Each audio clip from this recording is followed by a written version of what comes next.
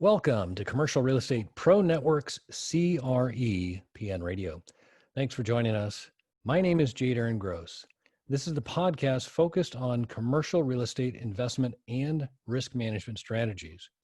Weekly, we have conversations with commercial real estate investors and professionals who provide their experience and insight to help you grow your real estate portfolio.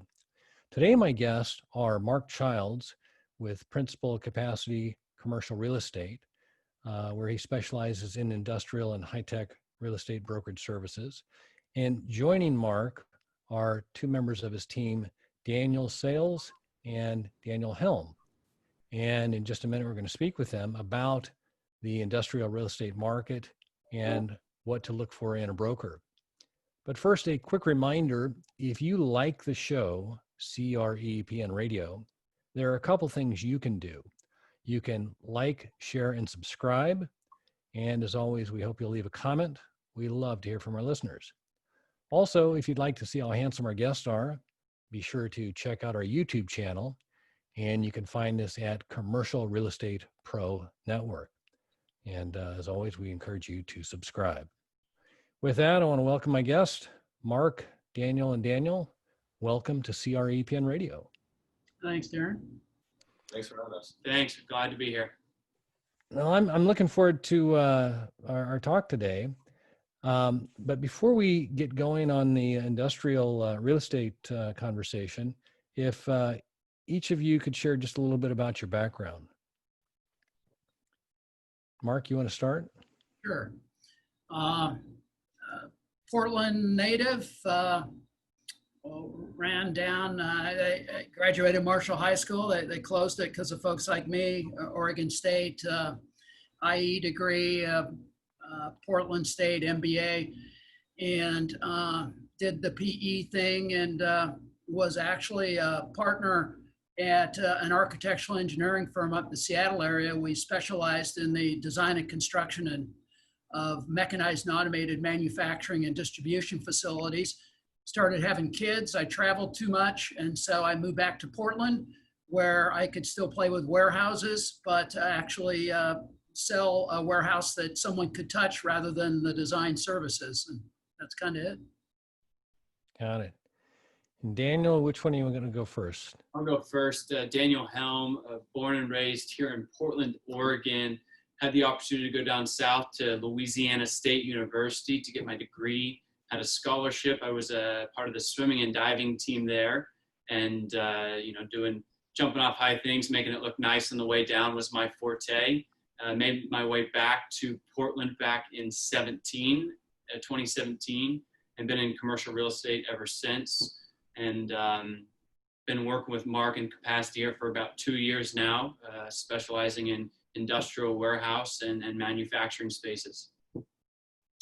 Daniel Sayles, collegiate athlete as well. I grew up in the great state, the dairy land of Wisconsin. Kind of moved around, but made my way here with my fiance. Worked with Mark for about a year now, and Daniel for about a year now, and just loving the industrial life. All right. So let's talk about industrial real estate.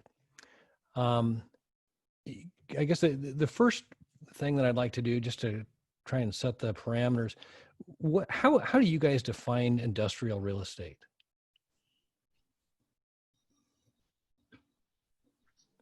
Any one of you? Well, it kind of comes down to, is it a warehouse or a manufacturing facility? And so you get into subcategories. There's, medium distribution, some amount of office, maybe out front, dock doors out back. And, it's semi-friendly, but you can tell it's a warehouse. There's a heavy distribution, gets up 200,000 plus square feet. We're getting into some 500,000 square foot product here. And that's just a wall of dock doors on one side, probably a wall of dock doors on another with a little bit of office in the middle. And then there's flex space, which has got more office, maybe dock high, maybe not. Tends to be, think of when you're driving around out in Hillsboro, they're concrete tilt, but they're not that high. So that'd be the definition. And you mentioned square footage as much as 500,000 square feet. Is that one of the larger? I mean, that seems pretty big. Is that? For the Portland area, it is. For LA Inland Empire, it'd be a small one. They usually build them 1 million at a time, but 500's pretty ballsy around here. All right. And if I guess looking at the current landscape with the economic cycle, you know, I don't even know how you describe the cycle right now, other than this is like there's an interruption in what's been going on based on, you know, you had a strong economy meets a virus and response to the virus, kind of thing. Can you describe what you guys are seeing as far as the marketplace today, and then maybe take us back like pre-COVID? And has there been any significant change in the marketplace as far as demand, usage? Yeah, so I'll take a swing at that, and Mark and Sayles, feel free to chime in when you see fit. You know, when COVID first happened, there was definitely a hold and a standstill, I would say, for a solid month or so, where people were really putting on the brakes. And then the national groups, the institutional guys were starting to resurface. Groups over 100,000 square feet were starting to get re-engaged, and things still needed to happen. Leases still needed to go, and people are still looking for space. And I would say in the past month and a half or so recently, anyone under 50,000 square feet, kind of more the local people here in the Portland metro market, are really engaged and back on. And people are out there looking for space. Leases are still expiring. Things still need to happen, whether they're renewing or looking for additional space. It's hot right now. And with that, you know, there's been, depending on the asset class, I haven't heard so much about industrial having any issues, but I know like retail is one of the ones that there tends to be kind of a siren, or office, just based on the positioning of people or the inability to operate a business in some of these asset classes. Has there been any effect positively or negatively on industrial given the COVID? You know, so far, I'd say no. Historically, we've been running about 3 million square feet of net absorption a year. And as Helm mentioned, coming into first quarter, this COVID thing starting to hit, folks kind of took a pause. We scored minus 200,000 net absorption first quarter. Second quarter, we hit 1.2 million positive net absorption. So that's 1 million first half. We do 1 million second half. We're at 2/3 of what we've been running at. And you know, part of that strength is quite simply, a lot of it is, as you're referring to, retail isn't looking good. What the virus has done is it's accelerated trends and kind of implemented others. The bricks to clicks trend has been accelerated. Folks used to go into stores with bricks. Now they shop from their house. That takes warehouses. It takes transportation equipment. Transportation equipment needs industrial land to park on. We came to realize that with China providing everything of a product, that's not good. Folks are reshoring. We're doing more manufacturing here. Supply chains running just in time are realizing, oh, we can't be that just in time. We need some buffer in the system. That's more warehouse. And oh, by the way, if you want to compete with Amazon, you just can't have 2 warehouses, one in the LA basin and one in Atlanta anymore. You probably need 8 of them, which means you need a warehouse even clear up here in the far northwest. So no, the cap rates on good institutional product have been at or below 5%, and I have every reason to believe they're going to stay there. You mentioned kind of some of the demand, you know, change as far as, you know, like comparing the retail to just the shifting of business and the demand for additional warehouse or industrial space. Has that 3 million square feet of net absorption, has that been a historical standard? I mean, in the Portland metro for a number of years, or is that? Coincidentally, 19, 18, 17, 16, we came plus or minus practically 10% of about 3 million. I think it's a result of just a steady 2 to 3% growth in GDP, a steady growth in people, 3-4% coming into Oregon, and what was previously already a bricks to clicks transition, but just maybe shifting at a slower rate. Got it. And with the steady increase for demand, is there what's a market vacancy rate right now? I think we're at 4.2% market wide. And is that historically, how does that measure? It's still really low comparison. Obviously, some submarkets like Clark County Clark County is 1.6. So it's very depending on where you're at and what submarket you're trying to look at, whether you're West Side, Beaverton, Hillsborough area, or if you're trying to go up to Clark County, Vancouver area, out East Side, ECC, which is the East Columbia corridor, which is going to be a little bit higher. A lot more speculative developments being built out there. So there's some more warehouse buildings, and then kind of down the Clackamas, Milwaukee area, it's a little bit lower down there. But as a total, 4.2% is still very low and landlord favored. Got it. And you mentioned Clark County. I know there's all sorts of tax issues, and I know like in multifamily, there's all sorts of tenant friendly issues. Is there a move or is there a reason for investors to look in a particular sector of the market more so? I mean, is there more incentives to be in a particular market right now, or is it more just about where you need the space? Yeah. What I'm seeing in Clark County, mostly it's people are a little fed up with the permitting process and just the business points of doing business in Multnomah County. It's just a collective feeling that, they're kind of getting pushed out, they're making lower margin, whereas, you move across the river, your employees automatically get a 10% raise just based on, income taxes if they were to relocate over there. So when I'm talking to small business owners and people running warehouses, it's typically that they're fed up with, paying different fees. If they're by the river, they have to pay a fee because they're close to a sewer that drains to the river. Just different environmental reasons. That's what I'm seeing, at least. And I know Mark can elaborate a little bit further.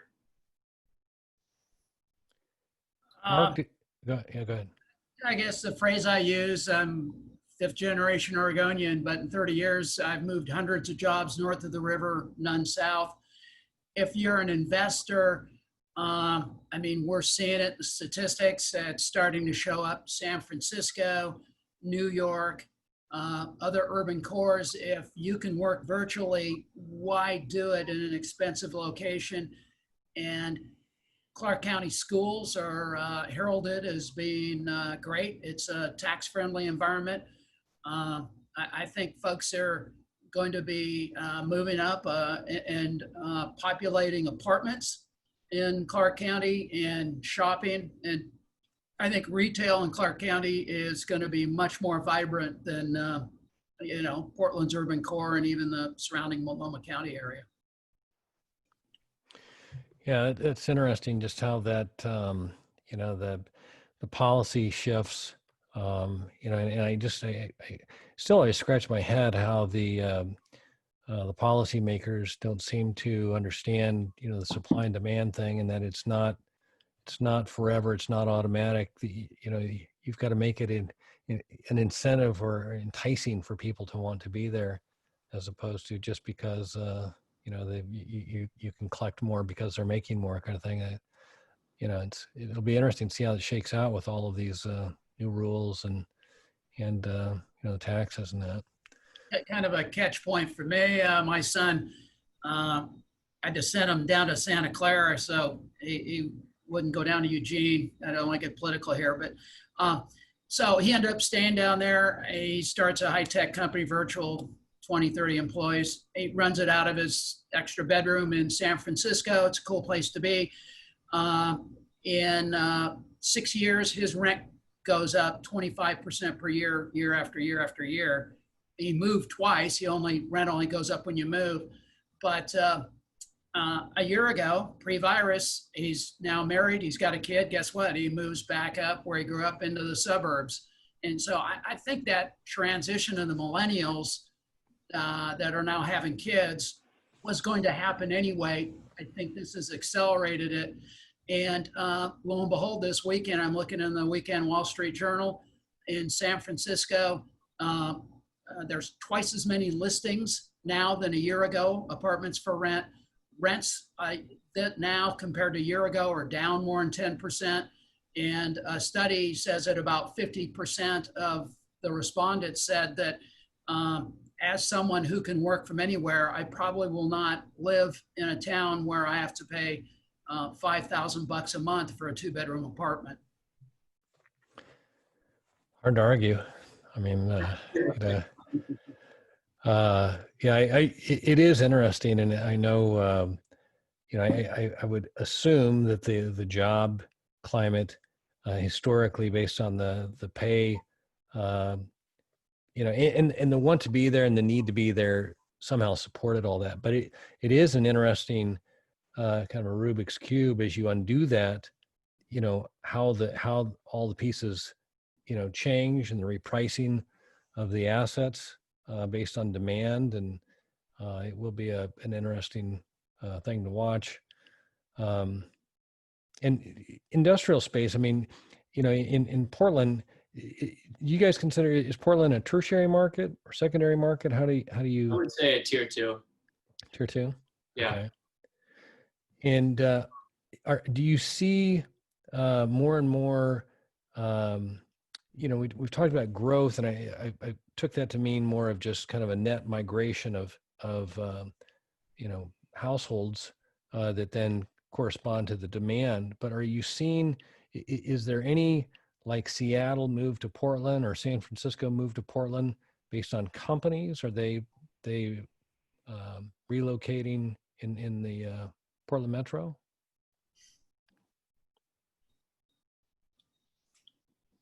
Well, it's for us. It's probably more the, oh, by the way, we now need a warehouse in the Northwest so we can at least deliver next day. And we're looking in Seattle, Kent Valley, or the Portland area. And now the Kent Valley is pretty well built out. They're almost down to and through Tacoma to support the Seattle area. And so they end up here because we're less expensive, and at least you can locate in one of the urban areas and drive to the other one. But office, certainly, for as crazy as it is in Portland, we often joke that we're still the cheapest place on the West Coast. And we are in office, the back office of choice.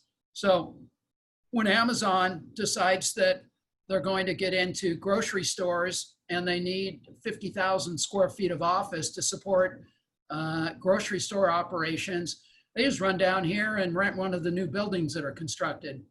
Similarly, Salesforce, whatever, they can't find space. They're looking, it's $75 a foot. And they'll go, oh, well, here's a splinter group that we know is growing. Let's just run them up to Portland and we'll lease 30,000 square feet. So Portland office is interesting in that there are very few vacancies greater than 20,000 square feet But if you go out looking for 10,000 square feet in the urban center, you've probably got 30 alternatives. Gotcha. Let me ask you about ownership of the industrial assets. I know a lot of the people I talk with tend to be kind of multifamily oriented, just because it's been kind of the buzz as of late. And a lot of times you run into, whether they be individuals that are buying an asset, or maybe they'll partner, or in some cases syndication kind of thing. Do you is the ownership similarly structured? Are there a lot of individuals that own the assets, or do you find, especially with the larger ones, does it tend to be a REIT, or does it tend to be syndication? Or can you speak a little bit to that?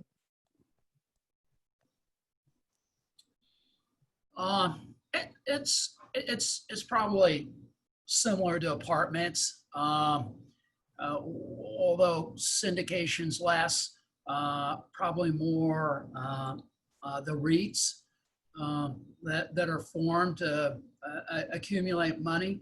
And there's a lot of money on the sidelines, and they go down to LA and look, and they're getting sub 4 caps, and they go up to Seattle and they're getting just over 4 caps, and they show up here and they can get a 5 cap. And so they jump in, probably 10 million and above, very likely that size. I don't know, maybe they do this in apartments also. We've got folks that use the phrase, I run around and buy bottles of beer, and when I put them in a 6-pack, I can sell them for more than I paid per beer. And so there's an assemblage that, the closer you can get to New York money, the further you are from having someone that really knows what they're doing, and they've just got inventory they got to place somewhere called money. There are, kind of in the million to 10 million range. There's strong local investors that play in that marketplace. And so it doesn't take too long if you've got something like that to kind of figure out who you're supposed to be talking to. Got it. And is there any kind of percentage guess, if you were to guess, as to the assets that are leased versus owner occupied? Do you have any sense of that? We tend to track leased. So that's a tough one. We've got over 2 million square feet of warehouse that we track that's leased. You throw in an Intel, a Precision Cast Parts, a Boeing, and that gets pretty tough. But I suspect maybe a little over half is owner occupied. It's maybe 60%, 40% leased. But the owner occupied are usually the real heavy capital intensive industries that have been here for a long time, probably will be here for a long time, hopefully. Yeah, I'd agree with Mark. Out of the 208 million square feet that we're tracking, I would say 45% is owner occupied, and the rest is institutional owned. Got it. On the ownership of the properties, is there quite a bit of trades? I mean, are people buying and selling on a regular basis, or I guess let me ask you this way: percentage of your activity, if you could give us a percent, how much of your time is spent in the leasing versus the sale of properties? I would say for me, I'm probably 70% leasing, 30% sales. Focused on tenant representation, owner users looking for buildings, potentially trying to get out of leases and looking for opportunities. Pretty hard right now in this market to find spaces that make sense for them and their business, but there's a lot of guys out there sitting on the sidelines with some cash that are looking for those opportunities. But I would definitely say I do a little bit more leasing than sales. And I'd have to agree with them. I'm right there at roughly the same percentage. Good breakout.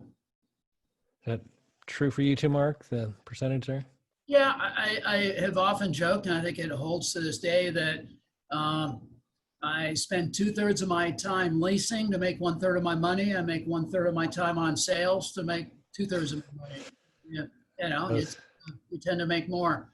The product, the challenge is that the product very rapidly gets up to where, you know, it's institutional money buying onesie twosies, and when they go to sell, they sell a 6-pack, and there's just no one around here that can afford that, and that's just kind of goes through the capital markets, and you know, the top 500 kind of know who each other are, and they tend to talk, and you know, they're just doing transactions. The owner user, probably someone we deal with more. The challenge is when someone finds and buys a nice industrial investment, don't want to exaggerate, but it's basically they never sell it because it just becomes a coupon clipper. Rents go up. If their toilet's plugged, they fix it. They don't want to talk to their landlord. Landlord doesn't want to talk to them. They just send checks. No, I was going to say, as a landlord, you know, relationship, that's probably the most desirable. I know from an insurance standpoint, you know, commercial tends to be more uniform, and that you've got tenants that are operators that have insurance, and triple net leases are fairly common. And you know, I would think that as a landlord, that's pretty good stuff. On just looking at some ideas I had wanted to ask you about. Looking at like development of, you know, you mentioned the 3 million square feet kind of round number. What is there a specific kind of an area, or is it a specific land requirement, or what would somebody, if they're looking to develop a property, what are we looking for? Would be, I mean, access, land, is it pre-zoned this way? I mean, is there all of the above, or? Give it a shot. Yeah, so I would say, you know, obviously for industrial, it needs to be zoned a certain way. It could be light industrial, potentially business park, or heavy industrial.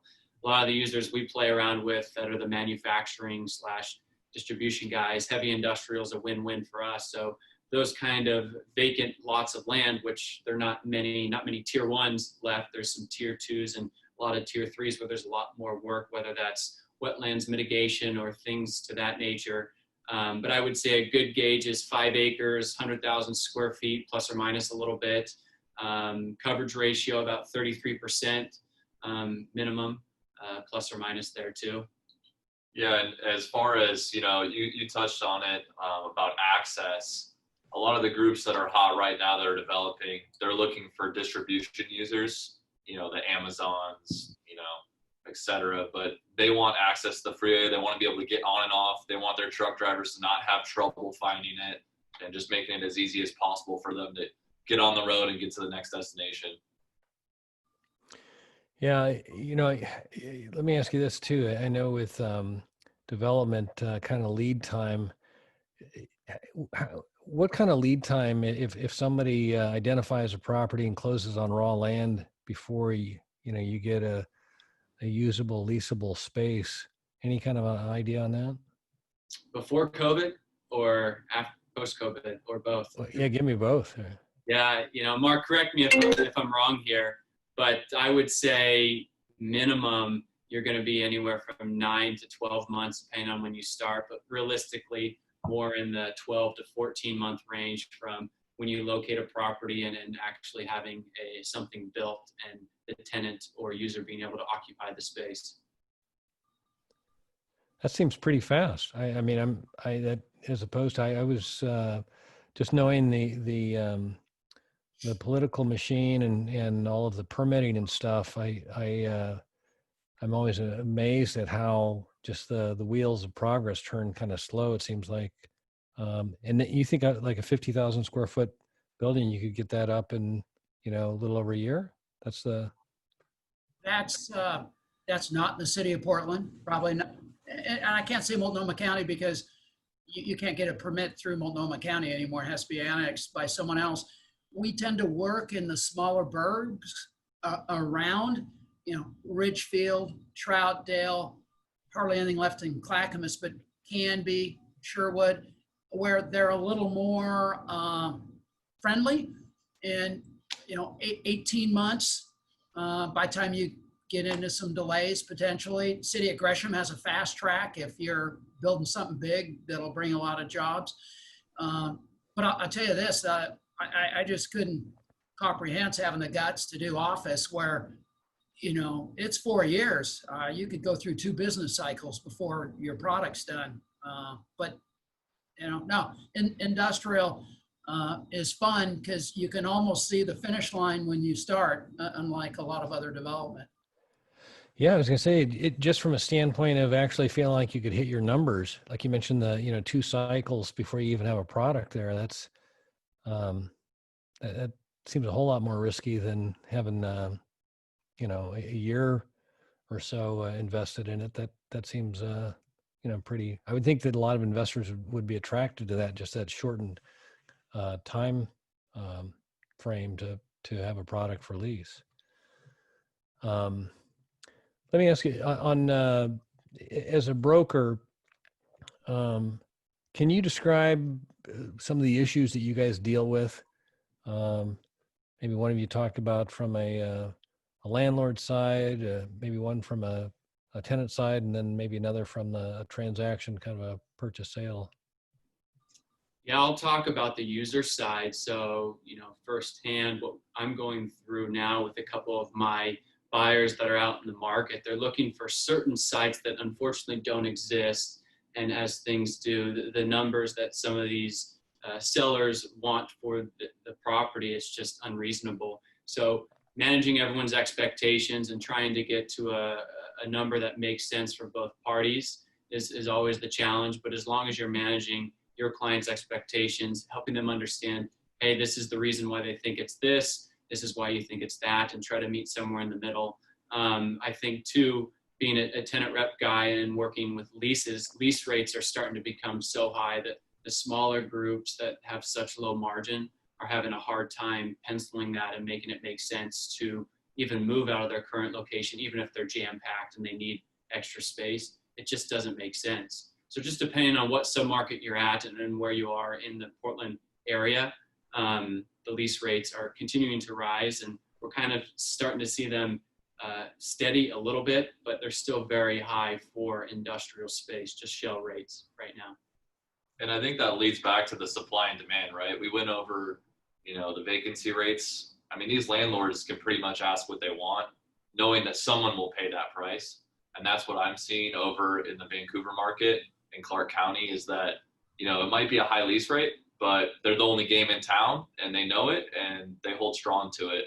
So from that standpoint, from the tenant rep side, it can be difficult in communicating that to your clients without hurting their feelings. You got to give them some love, make them feel the love and know that you're on their side, but there's only so much you can negotiate, and you can try to get free rent for them. You can try to get other concessions, but at the end of the day, that landlord's going to, they're going to hold their cards in tight, and they can. They know that someone's going to be right behind you knocking on the door. Yeah. So. Let me ask you real quick, just on that issue there about tenant landlord thing.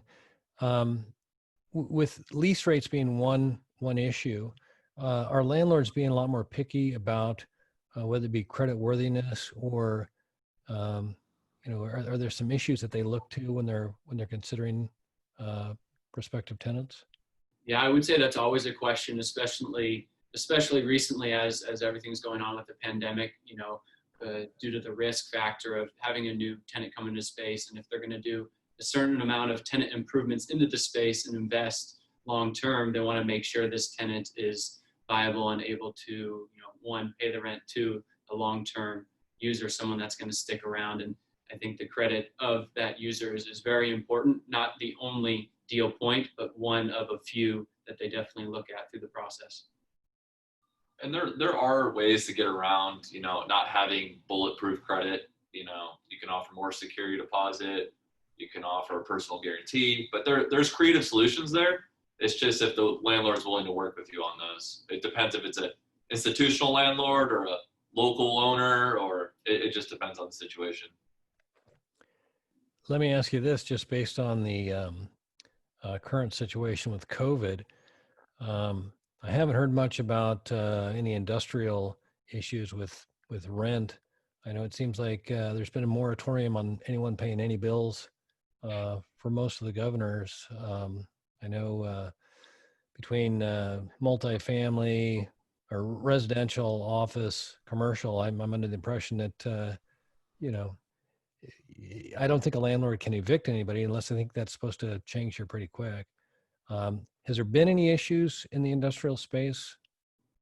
I think originally when COVID first hit, everyone was, arms up, like what's going to happen, what's going to be done about this, and there was ideas where you could give some abated rent and then just add that on to the end of the lease term, and that was one of the options that my client actually worked out with his landlord. But it definitely depended on case by case basis, and it was ultimately the landlord, if a tenant needed help during this time, there needed to be some vulnerability there of the tenant sharing, hey, this is what we've lost due to COVID, not saying, hey, this is what happened. It's, hey, show me your cards, I'll show you mine, kind of thing. So that transparency factor was huge, I think, during this time as well. No, that makes sense. Mark, do you have anything to add on the kind of any issues with buy sell? Two things kind of came to mind. One, we're at that point in the greater Portland metro area where the easy sites are gone, and now they're the tougher ones. And there's this concept in industrial called shovel ready, where the streets, the sewers, sidewalks, everything's in. And when you sell that property, it's worth X. And then you start working with someone who's decided to sell their land, and they know that property's selling for X, and they're like, yeah, well, my property's worth X. But then you go, well, no, hang on, to create a flat site and to bring a sewer in from a quarter of a mile away and to do roadways, you're looking at $4. And so really your property's worth that, X minus $4. That can be a hard education. Wetlands are always a challenge. That can take a year to 4 years. I closed one early this year that we battled for 4.5 years. Here's another interesting challenge, and Helm kind of dwelled on it a little bit. Folks think they'd like to grow and they want to move because they could, and they could get bigger. One, they start looking around and realize that it's going to be a lot more expensive, especially for the local yokel folks, which I love, that make up the heart of our business, but also because they can't find employees. I mean, I've got a client with 200 employees that I happen to meet with weekly in a business association group.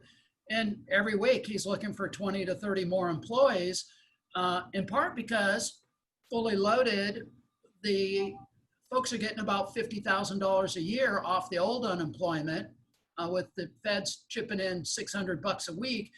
And right now that number's dropped to about 35. But, I don't like the term minimum wage. I call them beginning wage jobs that, at $15 an hour, you're looking at 30 grand and folks are still staying home. So, that is a real challenge in the industrial sector right now.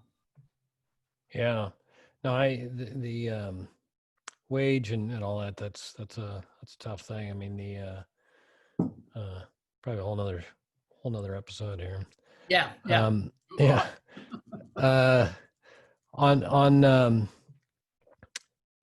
If I guess, let me ask it this way. So a lot of the listeners I know that I've talked to one-on-one, I don't know that everybody's always looking at industrial. I'd say the majority of people have just thought more of how to get into real estate as an investor and thought more of multifamily or something like that. If there was a piece of advice you could recommend somebody consider if they're wanting to get into industrial, is there a starting point that you would recommend? Call us. Why? That's a good one. Okay. Here's the challenge of industrial. again, you get 100,000 square feet and up, and you're dealing with a pure cap rate game.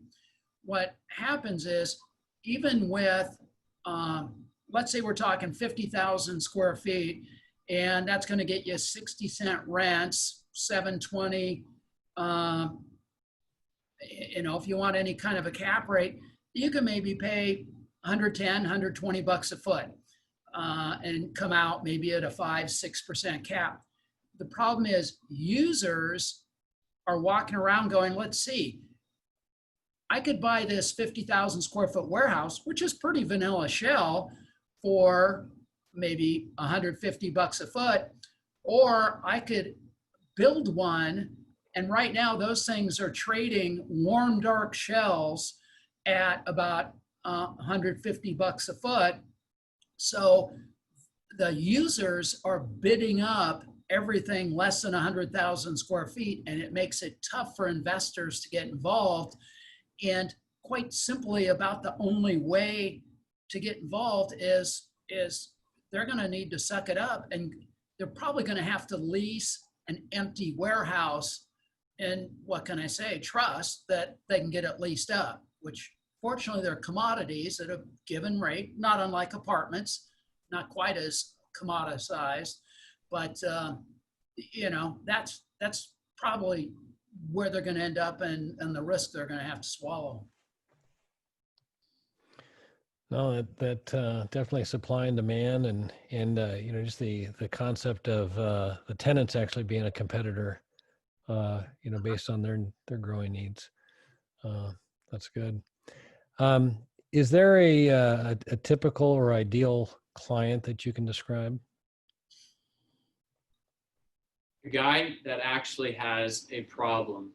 So there's a lot of people out there that are looking for opportunities, but there's a guy that you want that's looking for additional space, that has the opportunity and the end game to grow into that space. And, there's no down the fairway opportunity by any means, but a guy that knows what he wants and either, makes the decision or fails fast to get to the no.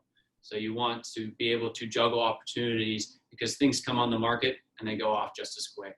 So when you present an opportunity, you want someone to either tell you no or yes and not play around in the middle.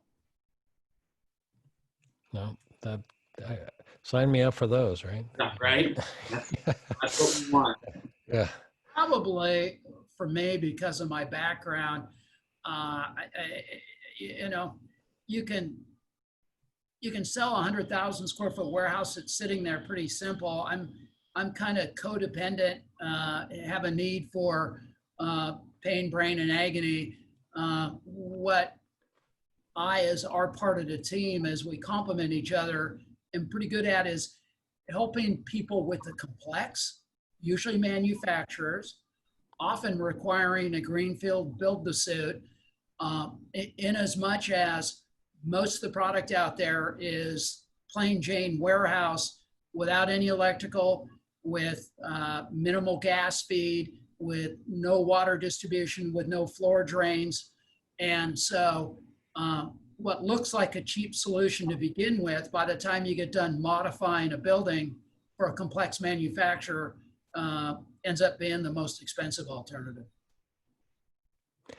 I appreciate you sharing that, because I think that's something that it kind of goes even back to what you were talking about before about the guy who knows the one property that was shovel ready, sold for X, and he thinks that's unimproved is ready, or worth that as well. And it's just that perception, but having somebody that knows the difference and can explain it can save them a lot of time and pain and money that they hadn't expected to spend. I always hate it when, well, I don't hate it, but it's something I try and talk with clients about that are new to any kind of construction, and just it's going to be a while before you actually know what you're doing kind of thing, or just the whole, how it all works and the time it takes and the money it takes, and all the the second one will look a lot different than the first one, and third will look different, and you'll see things differently and recognize those things you didn't before. So I appreciate that. No, I mean, you're in the risk business, risk mitigation. One of the way you do that is with insurance, but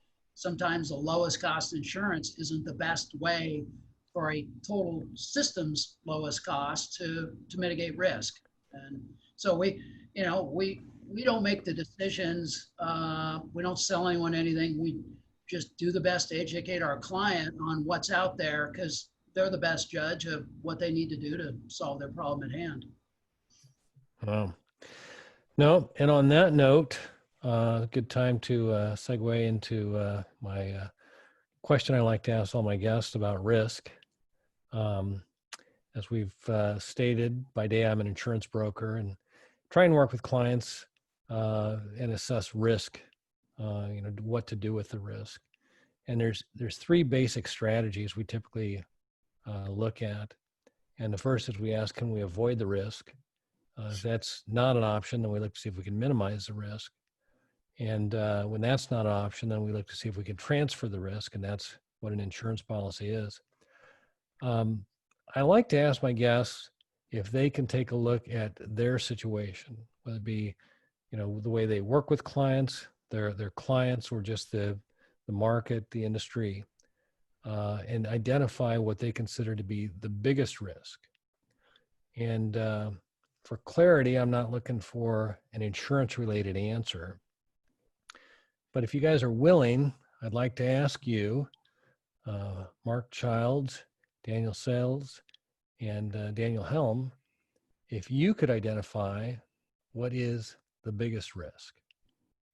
I can go first on that. I would say the biggest risk would be not making that last call, one more call, that potential opportunity at the end of the day, that last dial of the day, the easy dial to just say, hey, we're not going to do it. Potential opportunity to help a client, a prospective client, someone that, has an opportunity, but all you need to do is pick up that phone. So to not make that last dial is huge. And one thing we preach here at Capacity is one more call.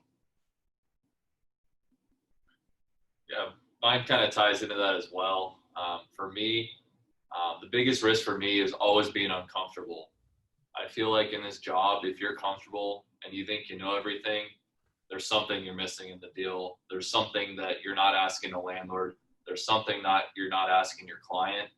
So sometimes I just like getting uncomfortable and maybe asking the landlord for something I typically wouldn't do, or asking my client, or a prospective client when I walk into their business and talk to them, just having that conversation with them and letting them know that I care. And it might seem awkward at the time, but it'll go far, down the road if they start working with me. Get comfortable being uncomfortable. I would put it, there's lots of risks everywhere, but to keep it simple, in the biz, when you're out showing someone a property, to start with the difficult questions. What is the sprinkler rating here? What is code? Will this use really fit here? Okay, it's a multi-tenant park. That looks like a lot of space. Let's go out and pace it off. Is that really enough room for your trucks to come in? A conventional sleeper with a 53 footer is 72 feet. That takes a lot of room. Oh, by the way, you're going to have a lot of parking. It looks like there's parking now, but we got to learn about the tenants nearby. How much parking are they going to need? The flip side, on the biz, I think what I've learned through the years is don't try to do something that you're not good at. I'm blessed. I have a lot of people calling me through time for advice on their real estate problem. And more often than not, I let them know, yes, call me first, but by the way, odds are I won't be the one solving it, but I'm going to know who to recommend for solving that, not much anymore, retail, restaurant, or other food group category of problem. No, that's good advice on all points there. I appreciate that. Let me ask you, where can the listeners go if they would like to connect or learn more? Industrial Gurus NW. Industrial, GRURUS NW. Got it. And you guys still put out, is it a monthly or quarterly newsletter? I can't remember. It's quarterly, and it just came out, and it's you'll find it. Just click on blog. All right. Well, I can recommend it to anybody that's considering it. I've seen it. It's good stuff. So with that, Mark, Daniel, and Daniel, I want to say thanks again for taking the time to talk. I've enjoyed it, learned a lot, and hope we can do it again soon. Thank you, Darren. Appreciate the opportunity, and impressed with how you do and run your business. Thank you. Thank you. Take care. Appreciate your time. All right. For our listeners, if you like this episode, don't forget to like, share, and subscribe. Remember, the more you know, the more you grow. That's all we've got this week. Until next time, thanks for listening to Commercial Real Estate Pro Network's CREPN Radio.